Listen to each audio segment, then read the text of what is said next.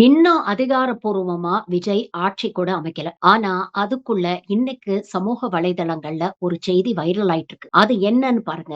பாக்ஸோ வழக்கில் தாவேகா நிர்வாகி கைது. சென்னை காசிமேட்டில் 10 வயது சிறுமிக்கு பாலியல் தொல்லை கொடுத்த புகாரில் தாவேகாவின் நிர்வாகி பாம்பு தினேஷ் என்பவரை போலீசார் கைது பண்ணியிருக்கிறாங்க. இந்த தினேஷ் என்பவர் ஆர்.கே. நகரின் தாவேகா வேட்பாளர் மரிய வில்சன் அவர்களுக்கு தேர்தல் வேலை பார்த்திருக்கிறாரு. இன்ஃபாக்ட் தேர்தல் அன்னைக்கு வெளியில விளையாடிட்டு இருந்த 10 வயசு குழந்தைக்கு இவர் பாலியல் தொல்லை கொடுத்திருக்கிறாரு அப்படிங்கிற புகாரின் பேர்ல இன்னைக்கு போலீசார் இவரை கைது பண்ணியிருக்கிறாங்க. ஒரு மாற்றம் வேணும் அப்படின்னு பெருவாரியான மக்கள் விஜய் மீது நம்பிக்கை வச்சு அவருக்கு ஆட்சி அமைக்க ஒரு வாய்ப்பு கொடுத்திருக்கிறாங்க. ஒரு பக்கம் தாவேகா தொண்டர்கள் அருவாளால கேக்கு வெட்டி எல்லாம் இத கொண்டாடுறீங்க.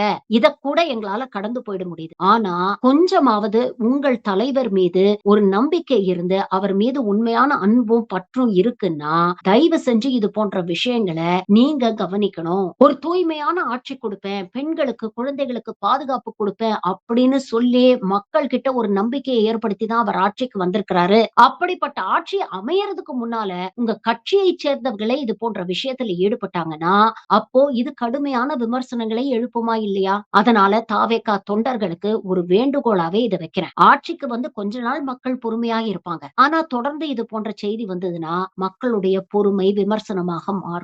அதனால கொஞ்சம் பார்த்து நடந்துக்கங்க. விஜய் மேல நீங்க வச்சிருக்கிற நம்பிக்கைய காப்பாத்துறத விட, விஜய் உங்க மேல வச்சிருக்கிற நம்பிக்கைய காப்பாத்துறது இன்னும் முக்கியம்.